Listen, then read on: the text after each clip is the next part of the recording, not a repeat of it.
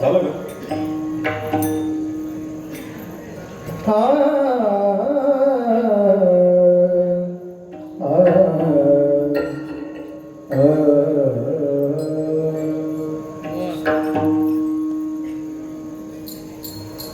गोड गोड आवाज ठिकाण गोड गोड आवाज ठिकाण गोड गोड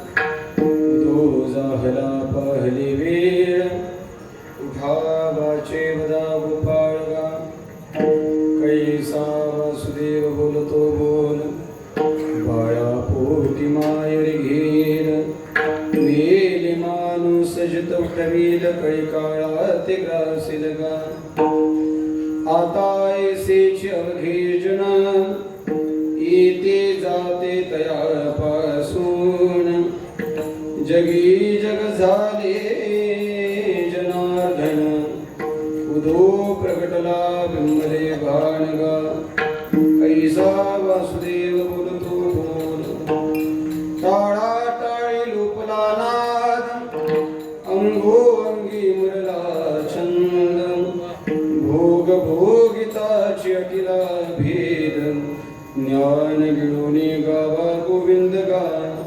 कैसा वासुदेव बोलतो बोल गावात बाहेर हिंड्याळी देव देवीची केली चिपुळी शरण नसता वाजे धुमाळी ज्ञान देवाची कांती सावेगा कैसा वासुदेव बोलतो बोल बाळा पोटी माहेर गेल मेले माणूस जित उठ गेल वेळ काळा ते ग्रासिल घ्यावी घ्यावी माझी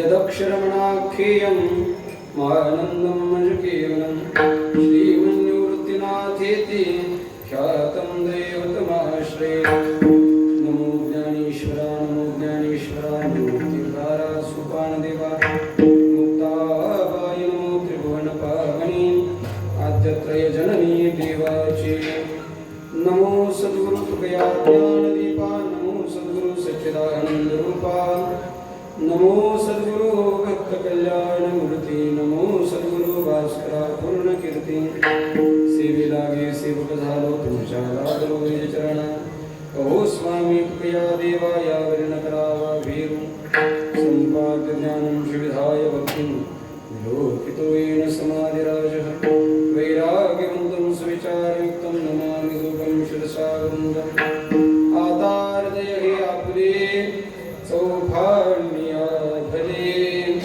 वरी वैसभू पावले श्री गुरुंची श्री संतांची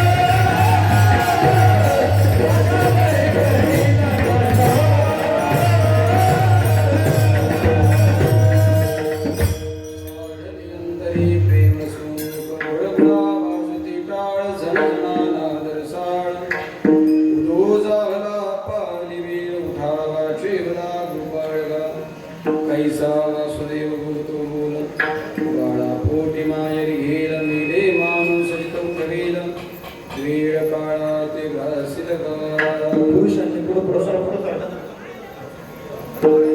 बायांनी पुढं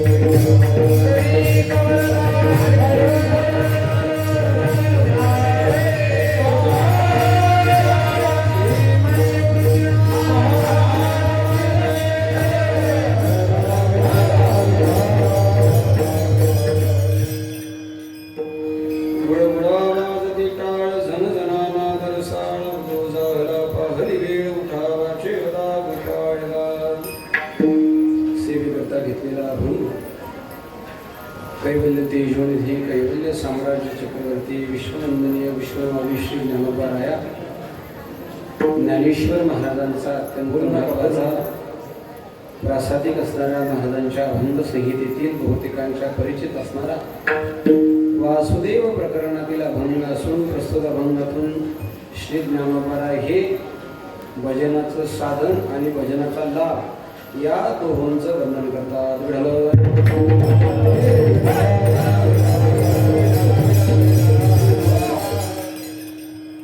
अभंगाचा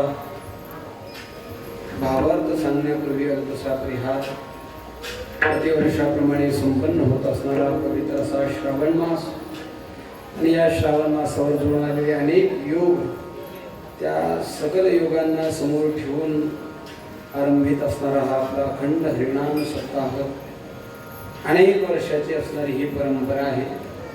खूप जुनी परंपरा आहे. अनेक महात्म्यांचे आशीर्वाद, अनेक महात्म्यांचे कष्ट, अनेक महात्म्यांचे पुण्य या उपक्रमाकरता प्राप्त झालेले. तर सर्व महात्म्यांना समोर ठेवून त्यांच्या चरणारविंदी विनम्रपणे माथा ठेवून प्राप्त असणाऱ्या वेळेमध्ये अभंगाचं चिंतन करूया.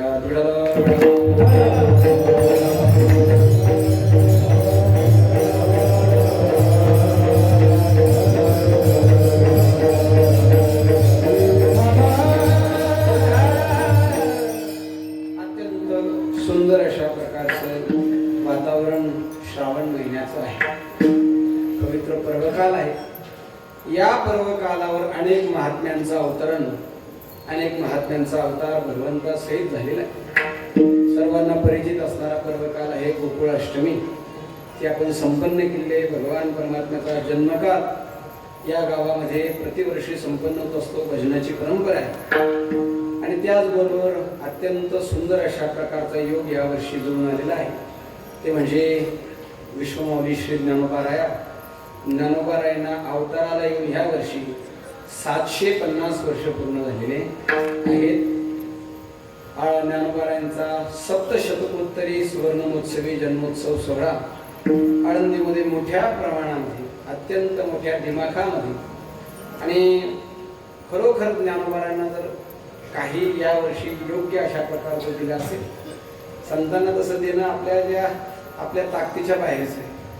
पण काहीतरी थोडे बहुत या न्यायाने ज्ञानोबाराने यावर्षी खरोखर सोन्याचा कळस ज्ञानदेवरायांचा अभंग सारखा ठरला. झळझळीत कळस दिसतो समाजाचा हा विशेष आहे. होते तोपर्यंत त्रास दिला आणि गेल्यावर सोनं देतात चालायचं. असं आहे, कोणत्या तरी कवीने म्हटलंय, या समाजामध्ये जर प्रतिष्ठा मिळावी वाटत असेल तर अगोदर मरावं लागतंय.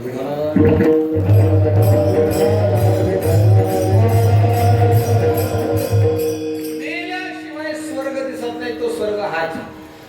मेल्याशिवाय लोक किंमत देत नाही. आहे तोपर्यंत माणसाला किंमत नसते. त्याही काळामध्ये समाजाला किंमत नव्हती. त्या काळामध्ये ज्ञानोबारांच्या धुळीमध्ये माती कालवणारी माणसं होती. त्या काळामध्ये ज्ञानोबारांना शिव्या देणारी, ज्ञानोबारांचा छळ करणारी माणसं होती. कदाचित त्यांच्यापैकी आपणही असो, पुन्हा आलो जन्माला आलो असो, काय सांग, आपणही ज्ञानोबाराला त्रास दिला असतो. आणि आता बी आपण ज्ञानोबारांना सुख देतोय असं थोडी. आता बी ज्ञानोबाराला आपण त्रासच देतोय, फक्त तो त्रास थोडासा वेगळा असतो. पण अधिक ज्ञानोबारायांची कृपा अशी आहे की या पवित्र भूतलावर ज्ञानोबारांनी अवतारा देऊन जगोद्धाराचं अतिशय सुंदर कार्य केलं, जे देवाला सुद्धा अशक्य अशा ज्ञानोबारांचा 750वा सोहळा. तसं यावर्षी अनेक योग जुळून आले. मला कदाचित आता अभ्यासू माणसात सगळी इथली यावर्षी पंचामृताचा योग आहे. काय योग आहे? सर्वप्रथम योग जुळून आला यावर्षी श्रीमंत निवृत्तीनाथ महाराजांना सुद्धा 750 वर्ष झाले अवताराला. त्याचा एक फार मोठा सोहळा त्र्यंबक नगरीमध्ये अत्यंत दिमाखामध्ये अत्यंत मोठ्या श्रद्धेने संपन्न करण्यात आला. ज्ञानोबा निवृत्तीनाथांचा सुद्धा सप्तशतकोत्तरी सुवर्ण महोत्सवी जन्मोत्सव सोहळा संपन्न झाला. ज्ञानोबारायांचे पाठ आहे 2 झाले. तदनंतर ज्ञानोबारायांचं नामदेवराय नामदेवरायांना या वर्षी समाधी घेऊन 675 वर्ष पूर्ण झाली. म्हणजे षष्ठ शतकोत्तरी अमृत महोत्सवी सोहळा नामदेवरायांचा. तुकोबारायांचा तर सर्वांना पाठच आहे. जगद्गुरु श्री तुकोबारायांना सदैव वैकुंठाला जाऊन 375 वर्ष पूर्ण झाले. म्हणजे त्रिशतकोत्तरी अमृत महोत्सवी सोहळा. 2 सुवर्ण महोत्सव या वर्षी आपण पाहिले. तदनंतर 2 अमृत महोत्सव पाहिले आणि 1 रौप्य महोत्सव मागच्या वर्षी संपन्न झाला पैठण नगरीमध्ये. शांती ब्रह्मश्रीनाथ महाराजांनी वारकरी संप्रदायामध्ये सगळ्यात मोठं योगदान केलं ग्रंथ रचनेत. नाथ महाराजांनी जेवढे ग्रंथ लिहिले म्हणजे कुठल्या संतांनी काल मर्यादा वयो मर्यादा अनेक मर्यादेच्या मध्ये राहून, पण नाथ महाराजांनी सगळ्यात जास्त ग्रंथ लिहिले. त्याच्यामध्ये सर्वश्रेष्ठ ग्रंथ तुका म्हणे भागवत केले श्रुत सकळा. त्या एकनाथी भागवताच्या संस्करणाला म्हणजे टीकेला लिहिण्याला या वर्षी 425 वर्ष पूर्ण झाले.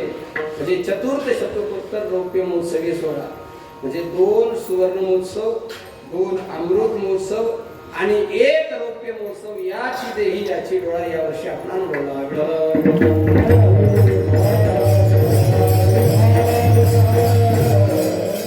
देवाने वाचवलं बरवे झाले आजीवरी, नाही पडिलो मृत्यूची आहे. वाचून आलो इथवरी. वाचून आलो ना हे सोहळे पाहायला मिळाले. ज्ञानोबाराय निवृत्तीनाथ नामदेवराय नाथ महाराज तुकोबाराय ही संतांचे पवित्र मोठे सोहळे यावेळी आपण यावर्षी पाहिलेले. तदनंतर याही सप्ताहामध्ये 2-3 पर्वकाळ जुळून आलेले सर्वांना त्याचं ज्ञान आहे. अनेक त्यामध्ये विशेष आहे गोकुळाष्टमीचा पर्वकाळ, ज्ञानोबारायांचा पर्वकाळ. त्यानंतर उद्या 20 तारीख आहे श्रावण द्वादशी, वैद्य द्वादशी. उद्या सेना महाराजांचा समाधी सोहळा. सेना महाराजांचे पर्वकाळ या समाधीचा पर्वकाळ या सप्ताहात लगत आहे. अनेक प्रकारचे संतांचा अवतार, संतांची येण्याची भूमिका आणि देवाची येण्याची भूमिका दोन्हीमध्ये जमीन आसमानचा फरक. देवाचं येणं सगळ्यांना पाठ आहे. यदा यदा हि धर्मस्य ग्लानिर्भवति भारत अभ्युत्था धर्मस्य तदात्मानं सृजाम्यहम्. हे देवाचं येणं. भक्ता राखे पायाशी दुर्जनासे सुमारे. हे 2 कार्य देवाचे स्पष्ट आहे, बाकीचे अस्पष्ट आहे. होतं न होतं असं कळत नाही. पण संतांचं येणं हे सगळ्या सर्वसामान्य जनाच्या हिताकरता. नुसतं भगवान परमात्मा तरी दृष्टांचा नाश करतो, संत दृष्टांचा नाश करत नाही. तया सत्कर्मे रती वाढवतो. समाधी प्रकरणामध्ये अवताराचं प्रयोजन सांगत असताना त्याला एक आख्यायिका आली आहे श्रीमद भागवताच्या 1 स्कंदामध्ये. त्यावेळेस भगवान परमात्मा अवतार संपवायला निघाले. देव या इहलोकाचा त्याग करण्याकरता ज्यावेळेस सज्ज झाले, उद्धव महाराज समोर उभे राहिले. उद्धवाने प्रश्न केला, देवा ज्या कालामध्ये सगळ्यात जास्त गरज तुमची वैष्णवांना वारकऱ्यांना आहे, आता समोर कलियुग योग आहे आणि त्या कलियुगाची थोरवी काय आहे? ऐका कलीचे महिमान असत्यासी रिझले जन, पापा देती अनुमोदन करते हेळन संताचे. संतांचा अपमान या कलियुगामध्ये, पापाला अनुमोदन दिलं जाणार या कलियुगामध्ये. असत्याला लोक मनोरंजन समजतील, या असत्याच्या पाठीमागे लागतील इत्यादी विपरीत परिस्थिती या कलियुगामध्ये येणार आहे. चांगल्या माणसाचं कलियुगामध्ये खरं नाही. चांगली माणसं जगतातच कसे या कलियुगामध्ये, असं आश्चर्य भामतीकारांनी व्यक्त केलं आहे.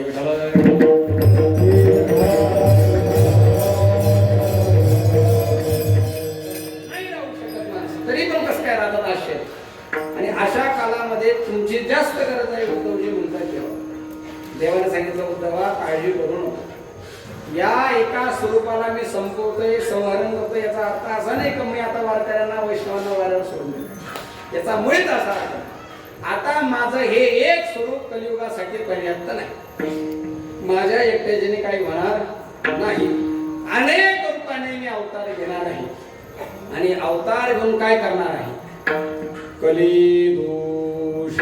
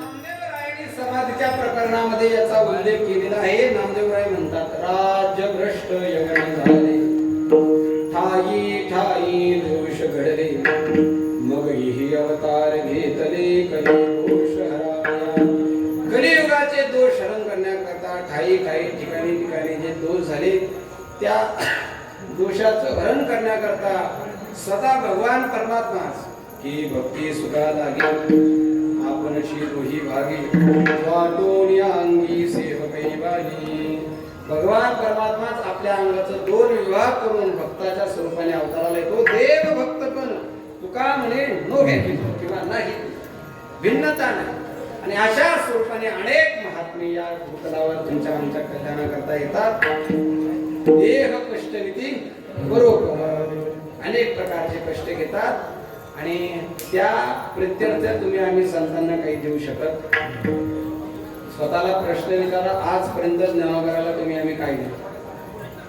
नाथ महाराजांना काय दिलं? ज्ञानोबाराय, नाथ महाराज, तुकोबराय आदी करून सगळे संत मंडळी यांना देण्याच्या बाबतीमध्ये तुम्ही आम्ही कमी पडलो.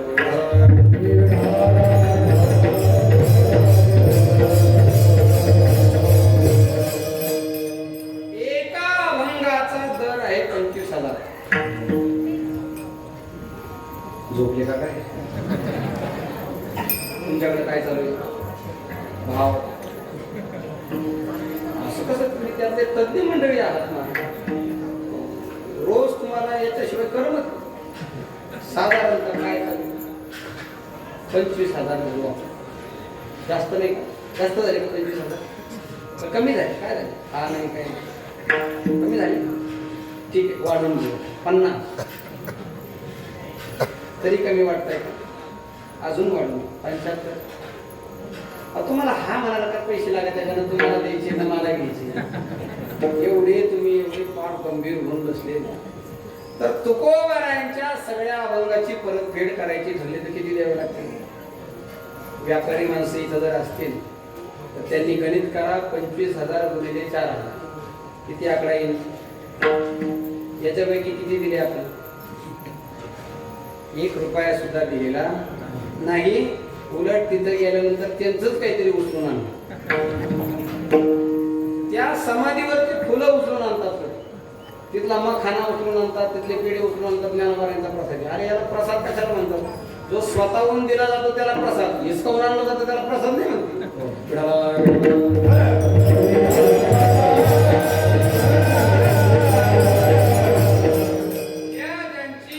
उद्या ज्यांची पुण्यतिथी समाधी सोहळा आहे सेना महाराज, फार मोठं अपरिचित चरित्र आहे सेना महाराजांचं. नाभिक समाजामध्ये जन्माला आलेली ही संत, असा वास्तविक महाराज संतांच्या कुलाचा, संतांच्या यातीचा विचार करू नये. हो, कारण हा निर्णय वेदशास्त्रामध्ये निर्णय तो ऐसा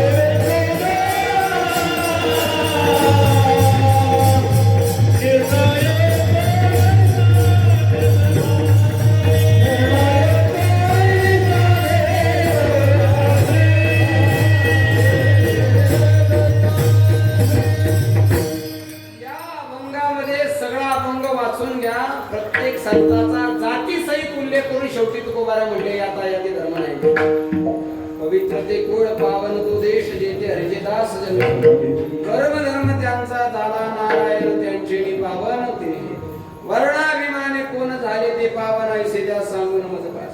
अहो अंत्य जाती योनी तरल्या आणि भजनी तयाचे पुराणे नाव घेते वैश्य तुळाधार गोरा तो कुंभार धागा हा चांभार रोहिदास कबीर मोमीन लतिफा मुसलमान सेना नावे जान विष्णुदास. म्हणून विष्णुदासाला कधी जातीच्या चष्म्यातून पाहायचं नाही, सरळ सरळ. पण हे सेना महाराज हे तसे मूळचे महाराष्ट्रातलेच होते. एक 5 मिनिटांमध्ये त्यांच्या चरित्राचा उहापोह करून आपण अभंगामध्ये जाणार आहोत. पण या पोटासाठी, व्यवहारासाठी, व्यवसायासाठी ते उत्तर प्रांतामध्ये बांधवगड म्हणून ठिकाण आहे. आजही त्यांची समाधी तिथे आहे, जबलपूरच्या पुढे. त्या ठिकाणी आजही समाधी आहे. समाधी जरा दुर्भिक्ष क्षेत्रामध्ये आहे, तिथं सहजासहजी जाता येत, कारण मोठे गडावर आहे. जंगलाचं प्रमाण अधिक आहे. आता सुलभ झालं असेल तर नाही सांगते, ते वाघांच्या भीतीमुळे तिथं शक्यतो कोणाला जायची परवानगी नव्हती. अशा ठिकाणी समाधी त्यांची बांधवगडावर होते ते. आणि जन्माला आले त्यावेळेस शुचीनाम श्रीमताम गे योग भ्रष्टो विजायते. जन्माला आल्या आल्या त्यांना परमार्थाचं ज्ञान होतं. तैसी दशेची वाट न पाहत पैशेच्या गावा न जा बालपणीच सर्वज्ञतावरी तयारी ज्ञानोबारांच्या म्हणण्याप्रमाणे लहानपणीच परमार्थाचा बोध त्यांना. यांच्या वडिलांचं नाव आहे देवीदास. आणि हे देवीदास महाराज सामान्य परंपरेमध्ये नाही.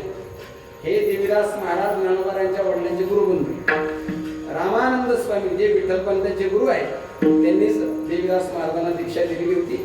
3 वर्षाचे असताना ज्यावेळेस रामानंद स्वामी आपल्या शिष्याला देवीदास महाराजांना भेटायला आले, त्यावेळेस त्यांना मार्ग 3 वर्ष होते. आणि मग दोघा गुरु शिष्याचा संवाद चालला, वेदांतावर ज्ञानावर चर्चा चालू होती. आणि हे 3 वर्षाचे सेनानी आपल्या वडिलांच्या मांडीवर हात पकड ठेवून असा हनवटीला लावून इतका सुंदर पद्धतीने ऐकत होते. वेदांताची चर्चा कर.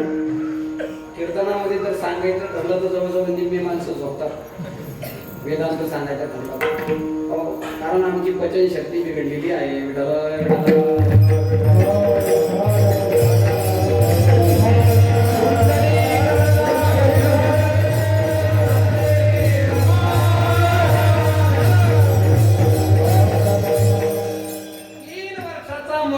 वेदांताच्या चर्चा ऐकतो. हे पटन गाव तुम्हाला आस्ती भाती वैराग्याचे विचार, विवेकाचा विचार, वृत्ती, प्रभाकर रसासारख्या अखंड अशा भयानक प्रक्रिया ऐकतो.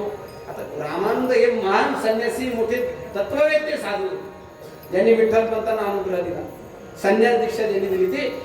आणि अशा चर्चा ज्यावेळेस मन लावून सेना महाराज आहे, आपण जी म्हण आहे का बाल पोराचे पाय पाय त्या 3 वर्षाच्या मुलाला अगदी मन लावून हे ऐकताना पाहून रामानंद स्वामीच्या मुखातून निघाला की देवीदास हा मुलगा सामान्य, हा पुढे चालून मोठा साधू होणार, मोठे संत होणार. लहानपणीच कळतं मुलगा काय होणार काय. आम्ही सगळी मंडळी मित्रमंडळी एकदा लातूरजवळ होळ म्हणून एक आहे, तिथे एक गुरुकुल आहे. त्या गुरुकुलाचे अध्यक्ष गुरुवर्य आहेत परमपूज्य श्री प्रातस्मरणीय भारतानंद सरस्वतीजी महाराज. आपल्या पिंपळ आपल्या आंध्रसुला ते येऊन गेले, त्यांचं दर्शन करत मंडळीला फार गोड साधून ज्ञानी सुंदर. त्यांच्या ठिकाणी आम्ही असं रात्रीच्या वेळी तर रात्रीच्या वेळेस त्या मुलांनी इतकं सुंदर स्वागत केलं. लहान लहान पोरं, कोणी 5 वर्षाचं, कोणी 6 वर्षाचं, कोणी 7 वर्षाचं. महाराजांचं दर्शन घेतलं. दर्शन घेतल्यानंतर महाराजांच्या पाया पडल्यानंतर आम्ही बसलो थोडंसं. महाराजांनी प्रसाद दिला. पोरांना सांगितलं की यांना काय करा, जेव घाला. जेव घाल्यानंतर महाराजांनी थोडासा प्रश्न केला, स्वयंपाक शिल्लक आहे का, काय प्रश्न विचारला पोरांना. पोरं किती वर्षाचे ते पहा, एक 6 वर्षाचा होता, एक 7 वर्षाचा, असे म्हणजे 10 वर्षाच्या आतली मुलं. मी 10 वर्षाच्या आतल्या मुलांचं शहाणपण 50-60 वर्षाच्या माणसासमोर मांडतो, याचं भान असतो. 10 वर्षाच्या मुलाला काय शहाणपण असतो, त्याला काही व्यवहार करतो काय. 11 वर्षाचं 12 वर्षापर्यंत काय करतो, 15 वर्षापर्यंत पौगंड अवस्थेपर्यंत मनुष्याला काही एवढी बुद्धी राहत नाही.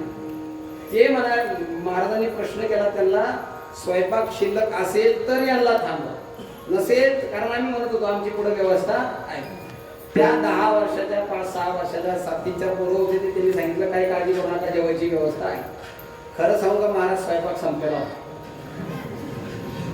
पण तरी ते पोरं तसं गुरु सोबत खोटं बोलणं अपराध आहे आणि आम्हाला त्याची कल्पना नाही. आम्ही जेवायला बसलो महाराज मन मोकळ्यापणे. ज्यावेळेस ते पिठलं वाढलं गेलं महाराज, गरम गरम पिठलं पाहिलं म्हणले हे आत्ता तयार झाले. 10-12 वर्षाच्या पोरांनी आम्ही स्वयंपाक घरापर्यंत त्या भोजन कक्षापर्यंत येईपर्यंत लगेच पिठलं बनवलं. भात काहीतरी शिल्लक होता, थोड्या पोळ्या शिल्लक होत्या, लगेच बनवलं. त्या पोरांना विचारलं, अरे म्हणलं तर स्वयंपाक शिल्लक नव्हता. महाराजांनी विचारलं होतं, सांगितलं ना. तर त्या मुलाच्या मुखातलं वाक्य मला आजही आठवतंय.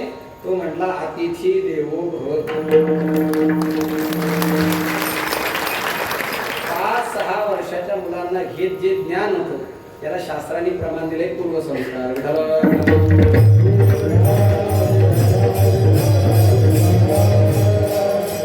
अनेक संस्था पाहण्याचा योग तो महाराज 3-4 वर्ष पोरं संस्थेमध्ये राहतात. धोतर चांगलं घालण्याच्या पलीकडे दुसरं काही अधिक म्हणजे संस्काराचं जे वय आहे त्या वयामध्ये कालिदासांनी जे वर्णन केले, कालिदासाने बोलला सांगितलंय, शैशव्यस्त विद्यानाम योगने विशेषणाम वार्धक्ये मुनिवृत्तीनाम योगे नांते तनुतेजा. शिशु अवस्थेमध्ये जो अभ्यास करतो तोच खरा साधू. सेनामा आता त्यांच्या चरित्रातले प्रसंग तुम्हाला सगळ्यांना माहिती आहे. पण बालपणी सर्वज्ञता प्राप्त झालेले सेना महाराज इतक्या वरिष्ठ पदाला जाऊन पोहोचले. त्यांनी जगत कल्याणासाठी अनेक प्रकारचे वाङ्मय आहे त्यांचं नाव. ते तरी उत्तर प्रांतातले असले तरी त्यांच्या त्यांच्या अभंगामध्ये, त्यांच्या वाणीमध्ये आपल्या महाराष्ट्रीयन संतांची झलक त्यांचे अभंग आहे. मराठीमध्ये अनेक प्रकारचे अभंग आहे. मोठे चरित्र आहे. ते चरित्र सांगायला माझ्याकडे वेळ अगोदरच कमी, 8:45 वाजले आणि कीर्तन संपण्याची वेळ आहे 9, 7 ते 9. आता पत्रिकेमध्ये वेळ आहे 7 ते 9 आणि 8:45 वाजले म्हणजे शिल्लक किती माझ्याकडं.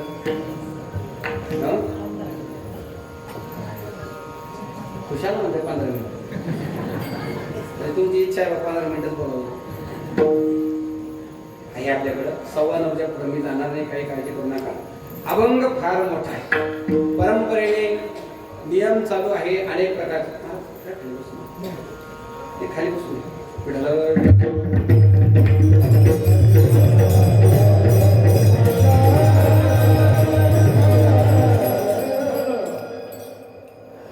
काय सांगतो तुम्ही. अभंग मोठा आहे. अभंग मोठा म्हणजे कसा आहे, आपल्या जर मापाच्या भाषेमध्ये बोलायचं ठरलं तर आमचे गुरुजी म्हणायचे हा अभंग आहे 5/4. 5/4चा अभंग आहे.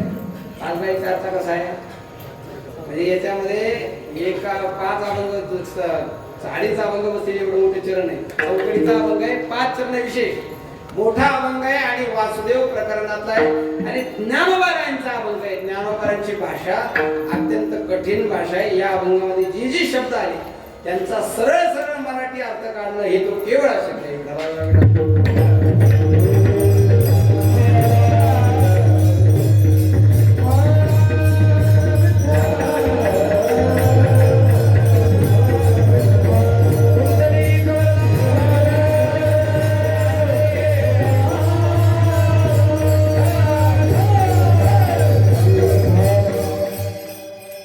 वासुदेव नावाचं प्रकरण आहे.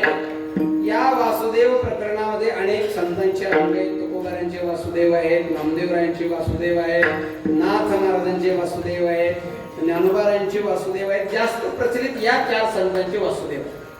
आणि मग या वासुदेव प्रकरणाचा उद्देश हा होता की त्या काळामध्ये वासुदेव, जोगी, आंधळे, पांगळे, गोंगडी असे रूपक करून त्या सामान्य भाषेमधून लोकांना तत्वज्ञान पटवून द्यायचं. जी लोकांना भाषा अवघड वाटते, क्लिष्ट वाटते, कळण्याकरता जड जात, ऐकता ऐकता नकोसं वाटते, हे ऐकू नये अशी कठीण कठीण भाषा या प्रकरणातून ज्ञानोबारायांची संतांनी सुलभ करून सांगितली. त्याच्यामध्ये वासुदेव नावाचं प्रकरण आहे. या वासुदेव प्रकरणाचा अभ्यास जे दिंडीत चालणारी माणसे त्यांना जास्त असतो. अनेक मंडळींच्या मुखोद्गत आहेत महाराज. ज्ञानोबारायांचे मोठे मोठे 26 चरणाचे वासुदेव पाठ आहेत. काही काही मंडळी आता वारीमध्ये आम्ही सोहळ्यामध्ये असतो, मालिका हा विषय नाही, पाहून म्हणायचं नाही, बिना पाठ आणि विशेष हे त्यांचं शिक्षण झालं नाही अशी मंडळी. नियम पाठ आहेत त्यांचे, प्रकरण पाठ आहेत. नको नको ते मोठे मोठे अभंग, जे अभंग कधी ऐकलेले नाही, ऐकताना जे असं वाटतं एवढा मोठा अभंग कधी म्हणायचा वगैरे वगैरे, नको नको वाटतं असे अभंग सुद्धा बिना पाहता मंडळी म्हणतात. का म्हणतात? त्यांनी त्याच्यावर काय केलेलं आहे? अभ्यास, सेवा घडलेली. अक्षरांची सेवा घडल्याशिवाय अक्षर कृपा करत नाही. तुकोबारांचे अभंग म्हणावेसे वाटणं ही तुकोबारांची कृपा आहे. कीर्तनामध्ये गाणे म्हणावंसं वाटणं ही तुकोबारांची अवकृपा आहे.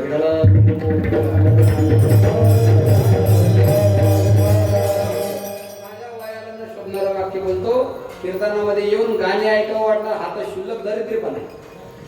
निदान कीर्तनकारांच्या पुढे बसणाऱ्या लोकांनी तरी ही अपेक्षा करू.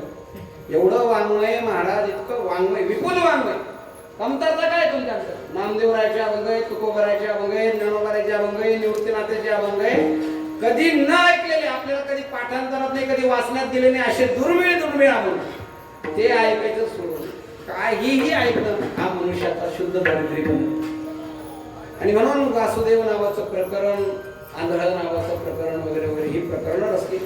त्याच्यामध्ये ज्ञानोबारायांचे अनेक वासुदेव, त्यामध्ये थोडासा वेदांत विषय मांडणारा हा वासुदेव. भाषा जरा कठीण आहे ज्ञानोबारायांची, पण बघू जेवढी सुलभ तेवढी सोपी करता येईल, जेवढं सोपं सांगता येईल तेवढं सांगण्याचा प्रयत्न करतो.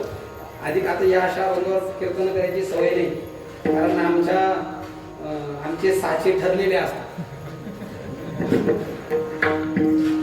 आता ही मोठी गंमत आहे महाराज, तुम्ही अभंग देणं म्हणजे कीर्तनकाराला लय मोठा त्रास आहे, कारण आम्हाला अभ्यासाची सवय नाही ना हो. ग्रंथ पहा, काय करा, काहीच नाही. आम्ही गाडीमध्ये युट्यूबवर कीर्तन ऐकतो, तेच येऊन सांगतो. आणि रोज तर काय अभ्यास करायला वेळ पुढे, सकाळी कावळा, दुपारी श्राद्ध, संध्याकाळी आहेत कुठं कुठं तरी काही ना काहीतरी अभ्यासाला वेळ नाही. पण ज्यावेळेस अशी आम्ही महाराज गोड उपक्रम, अनेक संतांचे अभंग तुम्हाला या एकादशीच्या निमित्ताने ऐकायला मिळाले. निदान त्यांचा सरळ सरळ अर्थ तरी ऐकायला मिळाला. हे तुमचं, ज्यांनी ही परंपरा सुरू केली त्यांना फार मोठे धन्यवाद मानतो.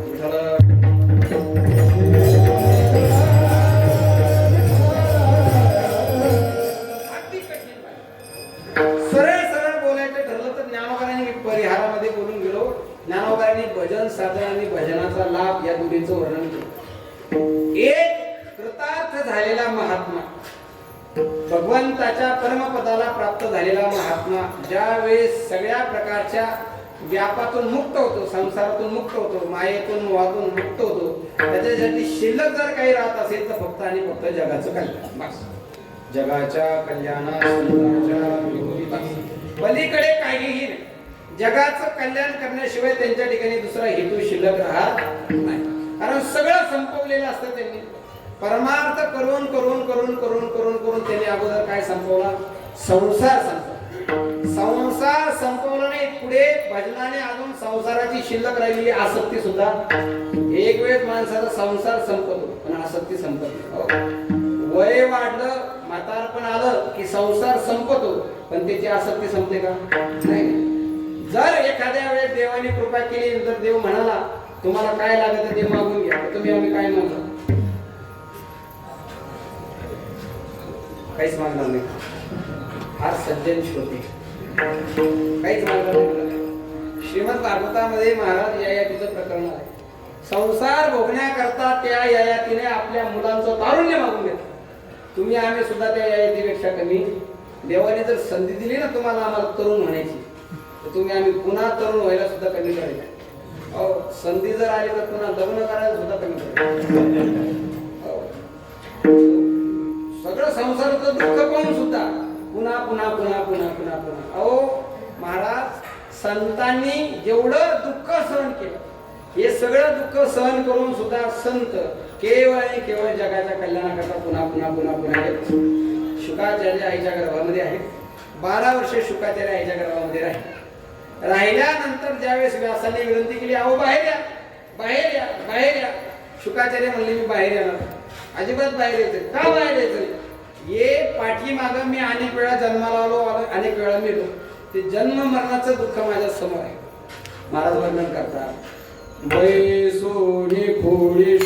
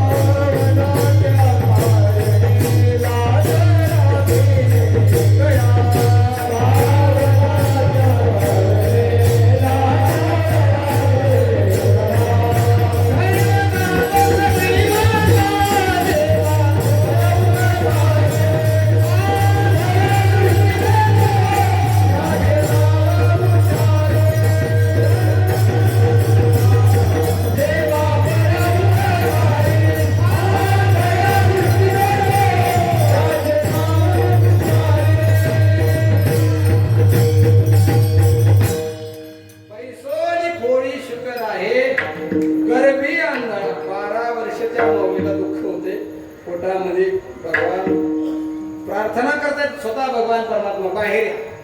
भगवान परमात्म्याला शुकाचार्य म्हणतात नाही, शिनलो येरधारी किंवा शिनला येरधारी दुःख आठवले. त्यावेळेस व्यासांचं फार सुंदर वाक्य आहे. व्यास म्हणतात, जर खंडनाच्या भीतीने जर नदी आडूनच राहिली तर लोकांचं कल्याण कसं काय? तुम्ही साधूवरी आहात, तुम्ही जर बाहेरच आला नाही तर जगाचं काय? उद्या तुम्हाला परीक्षितीच्या माध्यमातून या सगळ्या लोकांचं कल्याण करायचं. कोणाकोणाचं कल्याण करायचं? संसारी आसक्त माया मोही रत तापत्रय संतप्त जीव होती ऐशिया पतितांचा करावया भावसार घेणे युगायुगी आत्मा जन्म घेणे युगायुगी. आणि म्हणून अशा पद्धतीने विनंती केली. शुकाचार्य ज्यावेळेस व्यासांना समजून सांगतायत जगाचं कल्याण करण्याकरता देव आहे, देव जगाचं कल्याण करून घेईल. व्यासांचा शुकाचा संवाद आहे. व्यास म्हणाले, जर देवाकडून कल्याण झालं असतं तर मग तुम्हाला आम्हाला काय लागलं? देव सगळ्यांचं कल्याण करू शकत नाही. तुम्ही मला काय बोलता महाराज? तुमच्या जीवीला काही हाड आहे की सरळ सरळ तुम्ही देवावर आरोप करताय? हो, मी नाही सांगत, स्वतः देव सांगतो. गीतेमध्ये भगवान परमात्म्याने एक असा वर्ग निर्माण केला का त्या वर्गामध्ये देवाने सांगितलं, यंतला सोडून मी दुसरं कोणाचं कल्याण करणार नाही. हे यथा माम प्रपद्यन्ते तां तथैव भजा. जो जसं माझं भजन करील मी त्याशी तसा त्याला सहाय्यभूत होईल. जैसा केला तैसा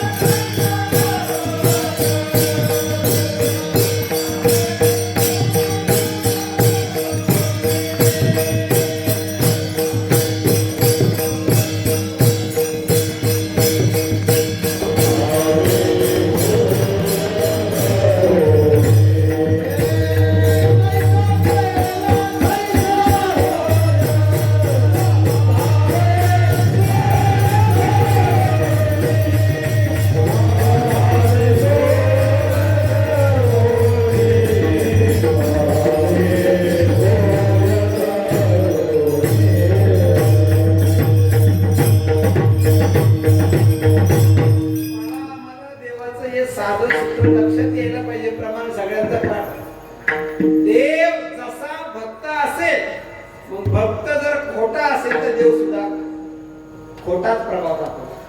भक्त जर दांभिक असेल तर देव सुद्धा दांभिकच प्रभाव दाखवतो. जशी अंतरीची घेतो गोडी पाहे जोडी भावात आतलं पाहतो. व्यास म्हणाले नाही, देव सगळ्यांचं कल्याण करू शकत नाही.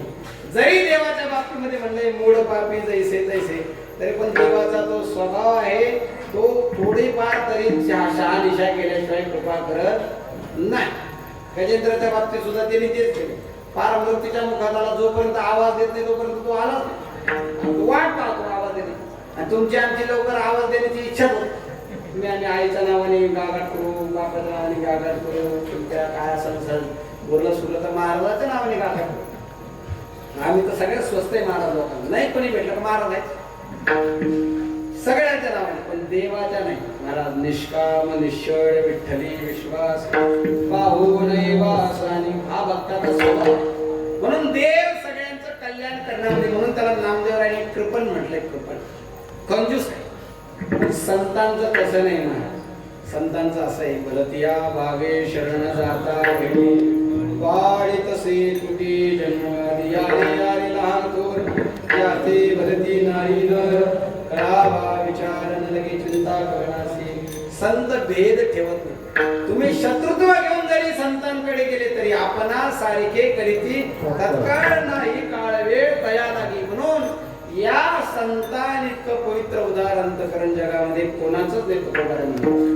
या संता परिसर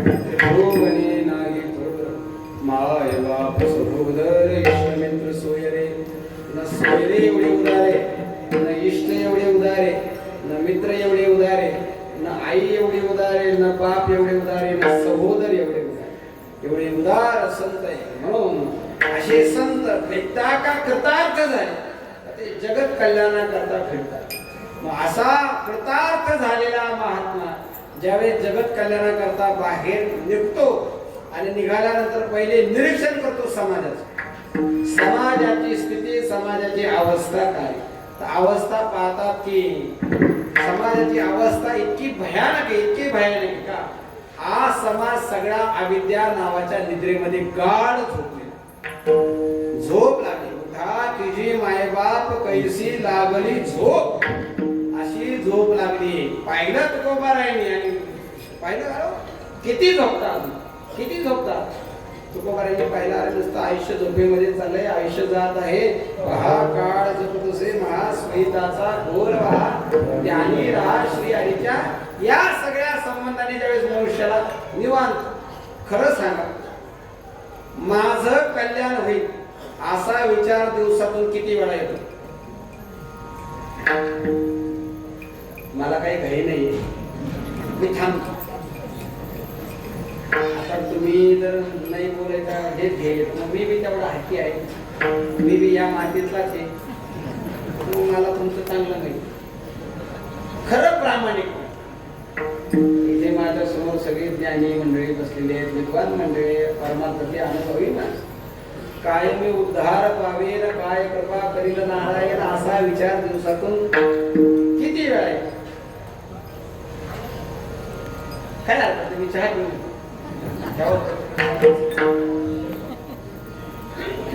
एकदा सुद्धा नाही आपण प्रामाणिकपणे कबूल करू शकत का हो नित्य उठून या भावयाची चिंता प्रपंचाच्या मध्ये इतका मनुष्य त्रस्त झालाय या पोटा कारणेगा झालो पांगिला जना नसरेची माय बाप भिके नाही करणार पुढारा म्हणती एक तया नाही पूर्णा श्वान हे लागे पाठी आशा बघू दारुण आणि म्हणून अशा प्रकारची स्थिती तुमची आमची आहे काहीही नाही आणि मग त्या अशा संसाराच्या आगितेच्या झोपेमध्ये असं होतोय प्राप्त झालेला मनुष्य जन्म असाच व्हायचा तुकोबारायांनी एवढ्या याचे पुढे म्हटलेलं आहे हा पुन्हा मिळेल याची गॅरंटी आता मागोता येईल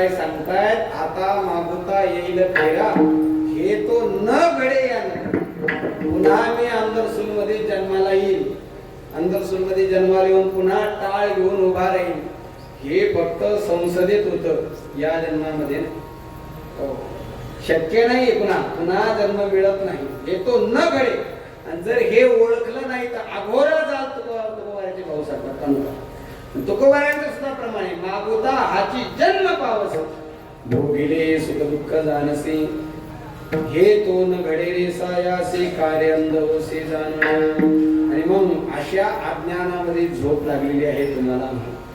गेले टळले पहार तीन काय निजसुरा निजसी अजून जागे होणे काही करा दान नकाय को झापो चंगा.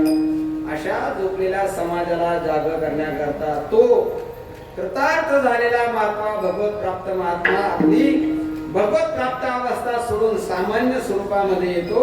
हातामध्ये टाळ घेतो, विना घेतो, चिपळ्या घेतो आणि या सगळ्या समाजाला जाग करण्याकरता वासुदेवाच्या स्वरूपामध्ये येतो. ज्ञानोबारांनी तेच रूपक अभंगाच्या प्रथम चरणामध्ये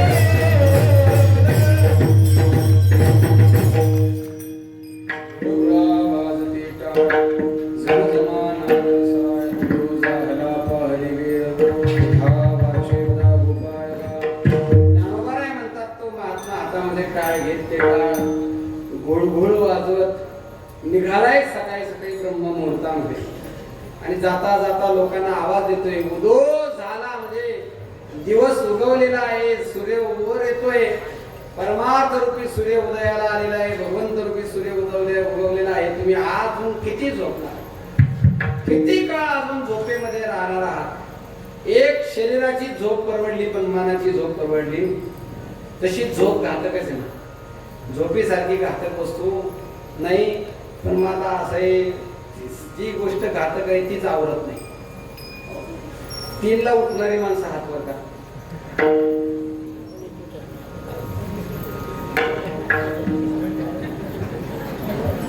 पाहुणे 3 पाहुणे 3च एक घातक उठ. 3:30 येतो 4 पर्यंत येतो.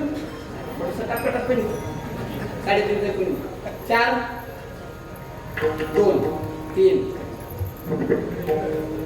4 5 तुम्ही काय सकाळी सकाळी बॉर्डर उठला सगळ्यात आधी उठायला तुम्ही पाहिजे. त्यांना बोलतो म्हणजे तुम्ही नका असं तुम्ही उठायला पाहिजे. त्याच्या पाठवून निदान बाईने शाळा मारला तर आपण झाडू तरी घ्यायला पाहिजे. अहो एकमेका सहाय्य करू अवघे धरू तुमच्या करा आपला अजून काय शक्य आहे? सरळ 4 ते 4 5 जण सांगा 5 1 2 3 4 मस्त आहे ना वाट राहिली मी बरोबर राहिली 6 प्रामाणिकपणे आहे 7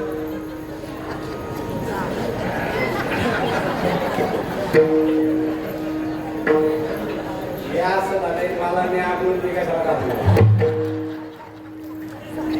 मी ना मला वाटलं मी हात वर करणार नाही पण खरंच वर गेले मी नाही सकाळी तर काही मागता येणार नाही आता पुढचं काय मारत 8 असतील पण आता हात वर करायचे नाही मला गॅरंटी प्रत्येक 8च्या पुढे उठणारी माणसं जास्त आहे जो आओ महाराज इथे एक एक क्षण किती महत्वाचा आहे तुम्ही ब्रह्मादेवा ज्ञानोबारायला विचारला ज्ञानोबारायने वर्णन केले ज्ञानेश्वरीमध्ये परी धातया ही पाया पडता लुठे गतायु पंड सुद्धा तैसा नुपजे उपजविता कृपा ब्रह्मदेवाच्या जरी तुम्ही पाया पडले ना तरी ब्रह्मदेव सुद्धा तुम्हाला गेलेलं आयुष्य परत देऊ शकत नाही देऊ नाही शकत किती साधन केलं तरी गेलेला क्षण येऊ शकत नाही आणि असा अनुभव क्षण चला सकाळी उठण्याचं गणित झालंय रात्री लवकरात लवकर किती वाजता जातात भजनी सोडून भजनांचा हा विशेष आहे महाराज भजन 12 वाजे लोक राहतात चर्चा 2 वाजे लोक राहतात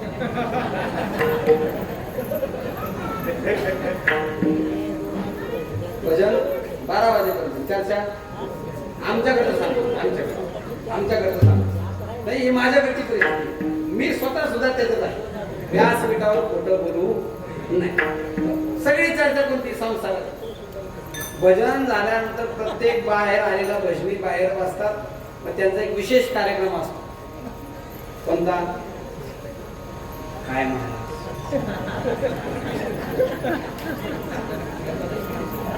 या महाराज म्हणते एकादशीच्या दिवशी सुद्धा अहो एकादशीच्या दिवशी तरी निदान वारकऱ्याला ओ विडा बक्षती तांबूळ सापडे सबळ काळा हाती न सुटे सेज बाज विलास भोग विडा बक्षती बरोबर आहे का चूक नाही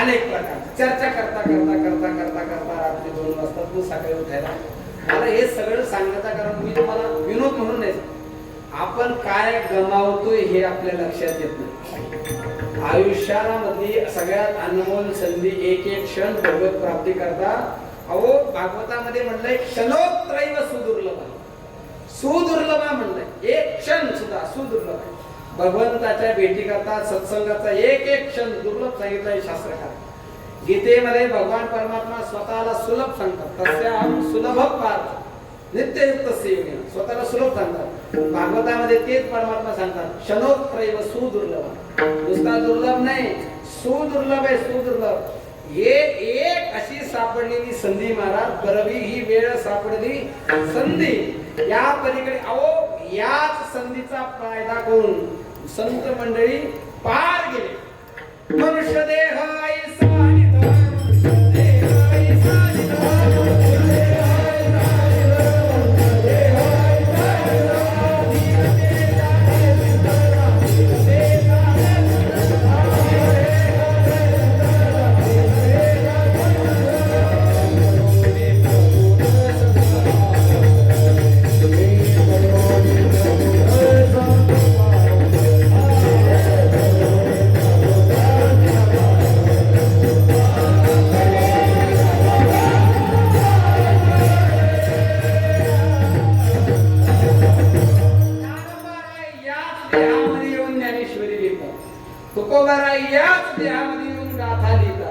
नामदेवराय याच देहामध्ये येऊन वाङ्मयाची निर्मिती करतात नाथ महाराज त्यांना काय देवाने स्पेशल देह दिलेला हाच तो देव आहे जो तुम्हाला आम्हाला दिलेला याच देहामध्ये येऊन तुम्ही आम्ही फक्त वाहिला भार कुटुंबात नाही केला कळला परोपकार नाही दया आली पीडिता पर करू नये तो केला व्यापार वाहिला भार कुटुंबाचा. अशा प्रकारचं आयुष्य वाया घालवतो. सरळ सरळ शास्त्राचं निरीक्षण मनुष्याचा सर्वाधिक वेळ जातो दोन ठिकाणी वाया. एक चर्चेमध्ये आणि एक झोपेमध्ये. अति चर्चेमध्ये वेळ घालवणारी माणसं निरीक्षण करा. चार माणसं एका ठिकाणी जर बसली गप्पा मारायला तर ते ज्ञानेश्वरीवर गप्पा मारतो का? गाथ्यावर गप्पा मारतो. महाराज सुद्धा, तुम्हीच नाही, महाराज सुद्धा चार धोत्रावाले एकत्र आल्यावर काय चर्चा करतात? आमच्यावर घेतो. महाराज इथे प्रत्यक्ष अनुभव विद्यार्थी ज्यावेळेस एकत्र येतात असा कोणाच्या मनामध्ये भाव येत नाही का आज ज्ञानेश्वरीच्या या गोष्टीवर थोडासा विचार करू का? गाथ्यावर कीर्तन होऊ द्या महाराज. कीर्तन झाल्यावर तुम्ही बैठकीला येऊन बसा. कीर्तनात असे विषय होणार नाही, असे विषय बैठकीत होणार. सगळ्या वेदांताच्या प्रक्रिया सुटतात ना, सगळ्या गाठी. कीर्तन करायला सुद्धा एवढं सांगता येणार नाही, एवढं त्या बैठकीत विषय. वेळ चर्चेमध्ये वाया. आणि भागवत सांगतंय अन्यस्य दोष गुण चिंतन नाशो मुक्त्वा सेवा कथा रसमो नितराम पिबत्वा. दुसऱ्याच्या गुणदोषाच्या चिंतनामध्ये जो वेळ वाया जातोय त्याच्यापेक्षा कथा रसमो नितराम पिबत्वा तो वेळ कथेत जावा. आणि दुसरा वेळ जातो झोपेमध्ये. त्या झोपेचे दोन प्रकार. एक शरीराची झोप आहे आणि एक बुद्धीची झोप आहे. बुद्धीची झोप आहे अविद्येची. शरीराची झोप आहे जी रात्री आपण घेतो. मला स्वप्नावस्था सुषुप्ती अवस्थेने बाधक असलेली ती झोप. पण एक वेळेस ती झोप परवडली. पण बुद्धीची झोप आणि अनेक माणसं महाराज बुद्धीने झोपलेली आहे. जरी कीर्तनाला येत असले जरी परमार्थ करत असले तरी त्यांची बुद्धी जागृत नाही. ज्ञानोबारायांचं ऐकून सुद्धा ज्ञानोबारायांसारखं वागत नाही. ज्ञानोबारायांच्या म्हणण्यासारखं वागत नाही. याला अविद्या म्हणजे परमार्थ कळत असून सुद्धा परमार्थामध्ये चांगला वागण्याची बुद्धी होत नाही. ही परमार्थातली झोप आहे. आणि या झोपेमध्ये सकल समाज झोपलेला. सगळे मी तुम्ही आम्ही इथं उपस्थित स्त्री बाल आबाल वृद्ध पुरुष सगळे सगळ्यांच्या ठिकाणी अविद्या नावाची. तरी अविद्येची निदा विश्व स्वप्नाचा हा धंदा. तरी ज्ञानोबाची भाषा त्या ठिकाणी अर्थसंगती वेगळी. पण अविद्येमध्ये झोपलेला जीव सगळी झोप. आयुष्य जातं महाराज माणसाचं आयुष्य. तरीही मनुष्याला स्वतःच्या कल्याणाकरता काहीही करता येत. मृत्यूचा क्षण आल्यानंतर सुद्धा मनुष्याला स्वतःचं कल्याण करावं लागतं. मरताना सुद्धा माणसाची अपेक्षा काय असते? मुलीला पाहिजे, मुलाला पाहिजे, आमच्याला पाहिजे असते का नाही? बघा तुम्ही जैजांना मारताना पाहिले का नाही? शेवटी अपेक्षा काय असते? असं म्हणतो कोणी मरता मारता माझ्याजवळ हरिपाठ वाचा. मरणारा माणूस त्याच्या आजूबाजूचे करतात ते. मरणाऱ्या माणसाच्या मनामध्ये हा संकल्प येत नाही का? अहो त्याने संसारच इतका भोगलेला असतो. मराठच्या वेळेला सुद्धा त्याला संसाराचं चिंतन कोणीही असो. आमच्याकडे नाव सांगत नाही पण घडलेली घटना सत्य घटना. आयुष्यभर ज्या माणसाने संप्रदायामध्ये कीर्तन सेवेचं काम केलं नाही, प्रत्यक्ष घटना माझ्या डोळ्याने पाहिली. आयुष्यभर ज्याने कीर्तन केलं तुकोबाराच्या अभंगावर नामदेवराच्या अभंगावर त्या मनुष्याचा अंतकाळ ज्यावेळी जवळ आला. परिचय आमचा चांगला होता ज्यावेळेस आम्ही जवळ गेलो. आता काही डॉक्टरांनी सांगितलं की आता काही क्षणामध्ये यांचा जीव जाणार आहे. ज्याने आयुष्यभर कीर्तन प्रवचन केलं त्याची अंतकाळाची वासना काय असायला पाहिजे? अहो ज्याने आयुष्यभर लोकांना सांगितलं अंतकाल्याचे मावेव स्मरण नुकवा कलेवर, तो मनुष्य मरण्याच्या वेळेला काय म्हणला? मला माझ्या मुलीला पाहिजे. आणि आणि जाता जाता आता आवाज निघत नव्हता. जाता जाता म्हणले माझ्या कपाटामध्ये काही ग्रंथ आहे त्याच्यामध्ये एकनाथ, मी प्रत्यक्ष साक्षीदार केला त्या एकनाथी भागवतामध्ये बायको पासून लपून काही पाकिट ठेवले तेवढे काय ग्रंथामध्ये काही ठेवले त्यांनी आणि निघते सापडले ते मला एक 10-15 हजार रुपयाची रक्कम तिथं सापडली. मला मुद्दा हा सांगायचा आहे ज्याने आयुष्यभर परमार्थ केला त्याच्या सुद्धा अंतकाळाच्या वेळेला भगवंताचं स्मरण त्याच्याकडून होत नाही. तुम्ही आम्ही तर काहीच केलेलं राहत नाही. आयुष्यभर संसाराच्या नावाखाली इतकं राबलेलो असतो संसाराच्या वेळेला काय काहीच. आणि म्हणून अशा अविद्यारूपी झोपलेल्या जीवाला सांगतात उदो जाहला पहाडी उठा.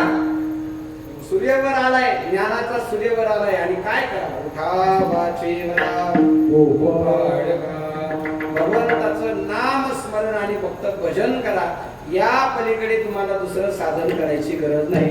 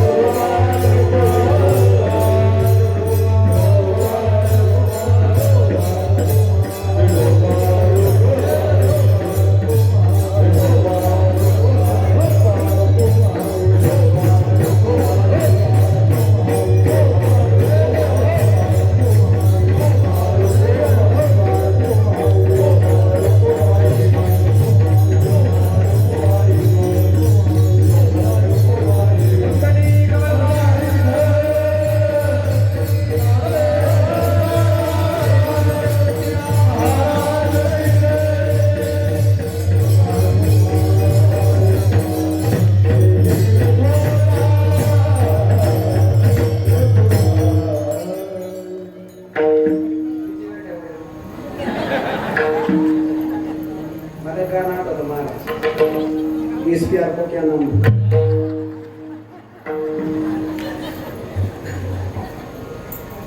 सगळ्या सुंदर माझ्यावर प्रेम आहे, याच्या बाबतीमध्ये काही शंका नाही. लहानपणापासून सांभाळलंय ना, आता सुद्धा सांभाळतच आहे सगळी मुलं. अगदी पहिल्यांदाच असा एवढा मोठा योग आलाय. काय कीर्तन करावं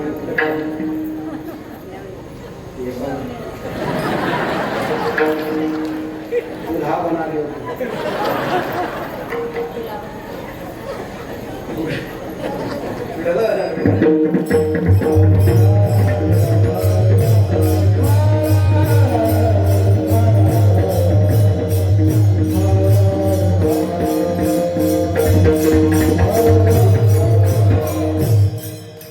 भगवान परमात्म्याच्या भजनामध्ये तुम्ही रत व्हा.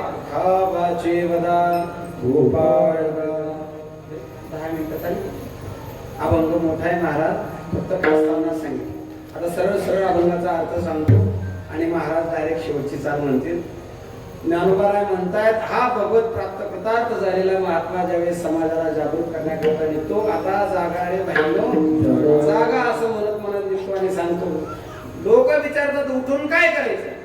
उठा, वाचे वदा गोपाळ, देवाचं भजन करा, हरीचं भजन करा. करा हरिभक्ती परलोकी येईल कामा सोडविले जमापासून, या अशा प्रकारचा आग्रह करतो. कारण या भगवत भजनाशिवाय दुसरा पर्याय नाही नाही नाही नाही. कलो नास्तेव नास्तेव नास्तेव गतिरन्यता. हरे नामैव हरे नामैव केवलम, किंवा हरे नामैव मम जीवनम. अशा प्रकारचं कलियुगामध्ये सगळ्यात श्रेष्ठ साधन आहे भजन. ते भजन करा, भजन करा. कैसा वासुदेव बोलतो. काय फायदा होईल भजन केल्यानंतर? बाळा पोटी माय. जरा उलट बोलले ज्ञानोबा. ज्ञानोबा काय म्हणले? बाळाच्या पोटी आई जन्माली, बाळा पोटी माय जन्मली. आता खरं सांगा, आईच्या पोटी मुलगा येतो की मुलाच्या पोटी आई येते?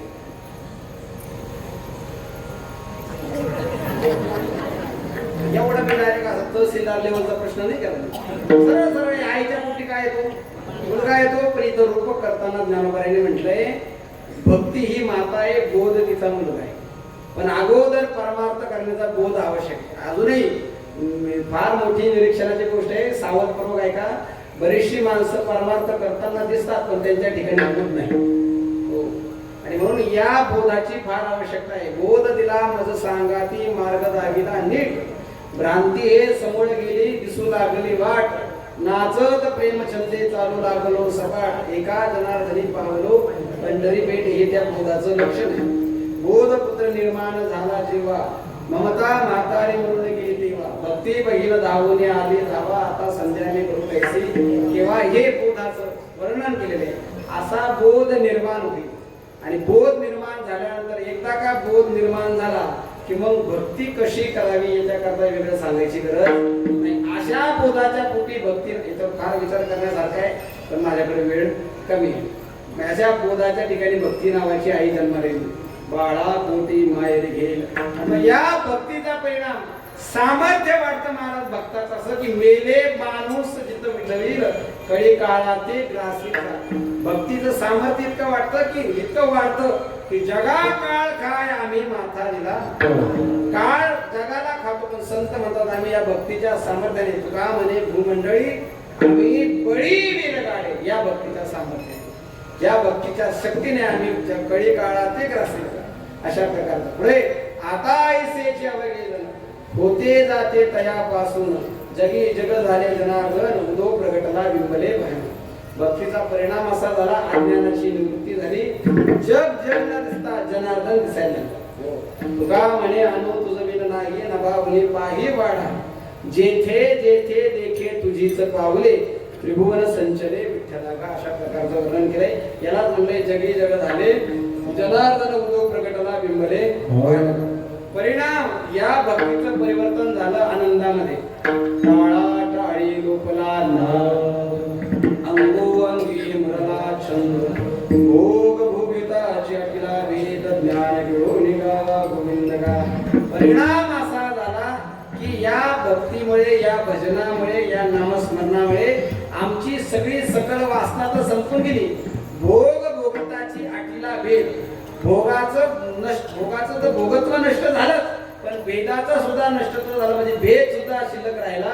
संसाराच्या संबंधाने जरा सुद्धा, यालाच म्हटलंय संसाराच्या नावे घालून या शून्य वाढता हा पुण्य धर्म केला, ज्ञान गिळवणी गावा गोविंदाला. सगळं प्राप्त झालेलं असून सुद्धा भजन सुटत नाही, यालाच म्हणजे ज्ञान गिळवणी गावा गोविंद का. अशा प्रकारचा यात हे सरळ सरळ अर्थ आहे, याच्यामध्ये अजून अर्थ करता येतो पण वेळेची मर्यादा आहे. सरळ सरळ असा भगवत प्राप्त महापुरुष, भजनाने युक्त असणारा महापुरुष, ज्याने भजन या साधनाने सगळ्या त्रिभुवनामध्ये भजनाचं सामर्थ्य इतकं वाढवलं की त्याचं भेदत्व नष्ट होऊन तो फिरताना दिसतो, संसारामध्ये वावरताना दिसतो, संसारामध्ये कार्य करताना दिसतो, पण तो संसाराच्या आत दिसतो, संसाराच्या आत तो राहत नाही. याच वर्णन शेवटच्या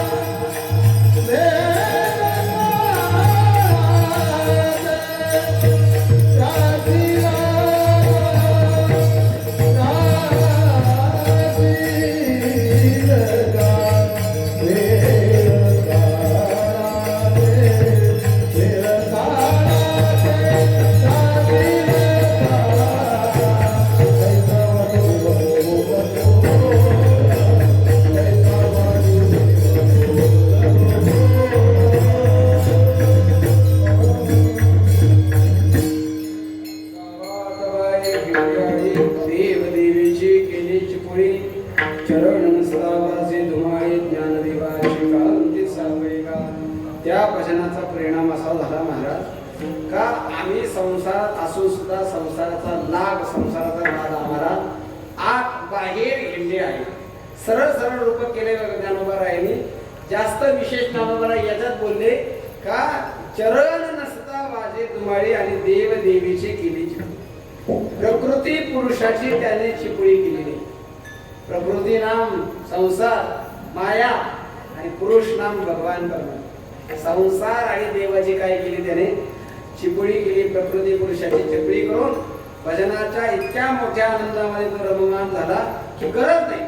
चरण नसताना सुद्धा त्याच्या ठिकाणी तो नाद स्पष्टपणे उमटत आहे. कोणता नाद? ज्ञानदेवाचे कांती सावळी का. साक्षात भगवान परमात्म्याचं स्वरूप ज्ञानोबा राय म्हणाले माझ्यामध्ये उमटलेले. माझ्यामध्ये म्हणजे जो भजन करतो तो भजनाचा हाच लाभ सांगितलाय. कामनेच्या त्यागी भजनाचा लाभ झाला पद्मनाभ सेवा याला म्हटले ज्ञानदेवाची कांती सावळी का. ज्ञानेश्वर